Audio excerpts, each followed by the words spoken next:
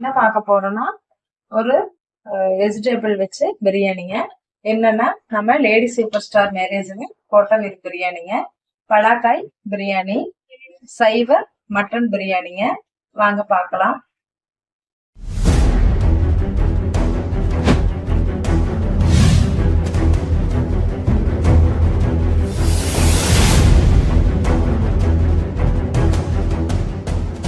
Mutton பிரியாணிங்க.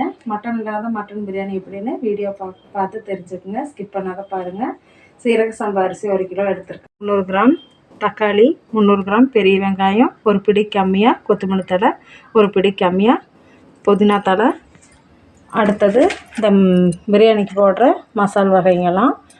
Biryani masala நல்லா ஒரு 2 spoon எடுத்திருக்கேன். மிளகாத்தூள் காரத்துக்கு தகுந்த மாதிரி எடுத்திருக்கேன். உப்பு. அதுக்கு என்ன பண்ண போகிறோன்னா அடுத்தது மட்டன். இதுதான் மட்டனுங்க. என்னென்னா பெலாக்காய்ங்க, நல்லா பிஞ்சு பெலாக்காய் வாங்கியிருக்கேன். இது கிலோ 100 ரூபாங்க.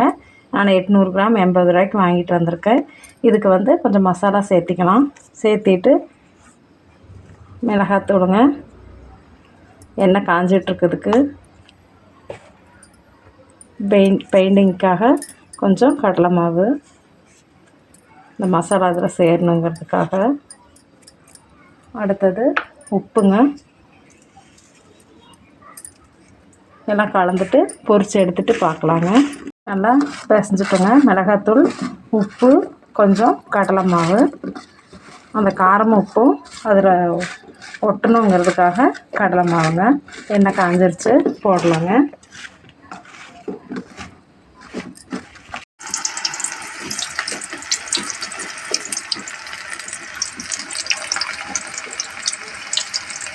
பேஜ் பொரித்து எடுத்தாச்சுங்க. இந்த ஸ்டேஜில் எடுத்துக்கலாம். இதை மீண்டும் நம்ம வேக வைக்கத்தான் போகிறோம். இன்னொரு பேட்ச் போட்டுக்கலாங்க.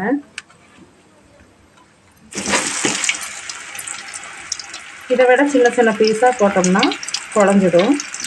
இதை விட பெருசாக போட்டாலும் சாப்பிட்றதுக்கு நல்லா இருக்காது. இதான் மீடியம் சைஸு. இந்த சைஸ்லேயே போட்டுக்கோங்க. இப்போ சீசன் நல்லா மார்க்கெட்டில் கிடைக்கும். இந்த சீசன் டைமில் வாங்கி சாப்பிட்டுக்கலாம். 2வது பேட்ச் எடுத்தாச்சுங்க. எல்லாத்தையும் பொரிச்சுட்டு பிரியாணி தாளிக்கும் போது பார்க்கலாங்க. எல்லாமே பொரிச்சாச்சுங்க. 3வது பேட்ச் எடுத்தாச்சு. இனி அடுத்தது பிரியாணி தாளித்து விட்டுக்கலாம். இந்த எண்ணெயை பிரியாணிக்கு சேர்த்திக்கலாங்க. இந்த பொரிச்ச எண்ணெயும் சேர்த்தியாச்சுங்க. அதோட கொஞ்சம் எண்ணெய் சேர்த்திக்கலாம். 200 கிராம் எண்ணெய்ங்க 1 கிலோவுக்கு. தயிர் 100 மில்லி சேர்த்திக்கலாங்க. தாளிக்கும் போது மசாலா வடைகள் சேர்த்திக்கலாங்க. அப்படியே ஸ்டெப்பாக ஒன்றா சேர்த்திக்கலாம். வெங்காயம், புதினா சேர்த்துக்கலாங்க.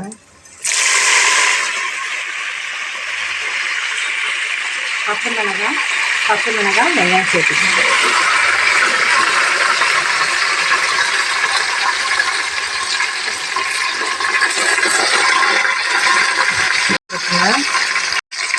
இதை எடுத்து அதில் சேர்த்திட்டோம்னா கொதிச்சிடும். அரிசி 20 நிமிஷம் ஊற வச்சு வடித்து வச்சுருக்கேன். காய் அறுக்கத்தாங்க கொஞ்சம் டைம் எடுத்துக்கும். மற்றபடி டக்குன்னு செஞ்சிடலாம். மட்டன் சாப்பிட்ற ஃபீல்லையே இருக்கும். கண்டிப்பாக ட்ரை பண்ணுங்கள். மகாவீரர் ஜெயந்தி இன்னைக்கு, அதுக்காக இன்னைக்கு மட்டன் சிக்கன் எங்கேயும் போட்டாங்களா என்னன்னு தெரியல. ஆனால் எடுக்கக்கூடாது அப்படின்னு சொல்கிறதுனால நாங்கள் இன்றைக்கி எடுக்கலை.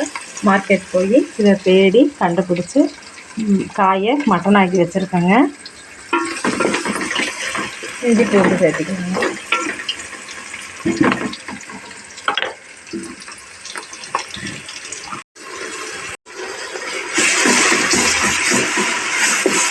அடுத்தது தயிர் சேர்த்துக்கலாங்க. தயிர் சேர்த்து வச்சு கடலை வச்சுக்கலாம். அடுத்தது தக்காளி சேர்த்துக்கலாங்க. அடுத்தது உப்பு சேர்த்துக்கலாங்க. தக்காளி சீக்கிரம் வதங்கிறதுக்காக. சாப்பாட்டுக்கு தகுந்த உப்பு சேர்த்துட்டேன். மிளகாத்தூள், பிரியாணி மசாலா,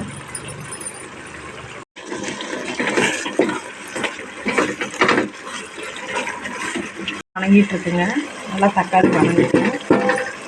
நல்லா வணங்கிடுச்சுங்க. நம்ம சைவ கறி சேர்த்துக்கலாம். நல்லா கிளறி விட்டுட்டு இந்த மசாலாலாம் அதில் இறங்கணும். அந்த மசாலா அதில் இறங்கணும். ஒரு 2 செகண்ட் வந்து இந்த மசாலாவோட இருக்கட்டுங்க. பார்க்கலாம். தண்ணி சேர்த்துக்கலாங்க. நம்ம ஸ்டைலில் தண்ணி ரெடி ஆகிடுச்சுங்க.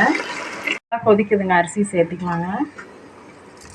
அரிசி ரெடி ஆகிடுச்சுங்க. கொத்தமல்லி தழை சேர்த்திக்கலாங்க.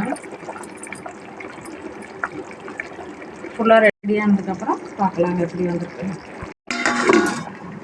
சாப்பாடு வந்து ரெடி ஆகிடுச்சுங்க. தண்ணியெல்லாம் வற்றிடுச்சு.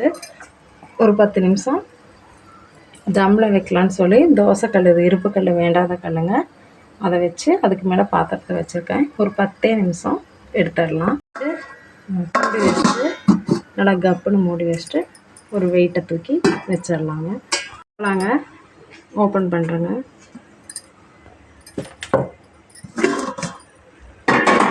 சூப்பராக ரெடி ஆகிடுச்சு. அடுப்பு ஆஃப் பண்ணிக்கலாங்க.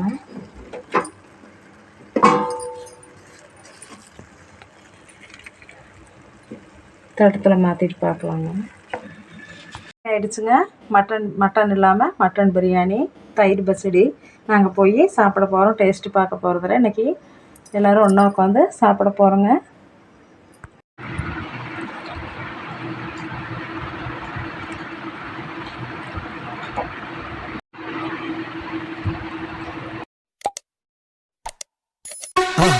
மறக்காம சர்ப்ரைஸ் பண்ணுங்க. தேங்க்யூ.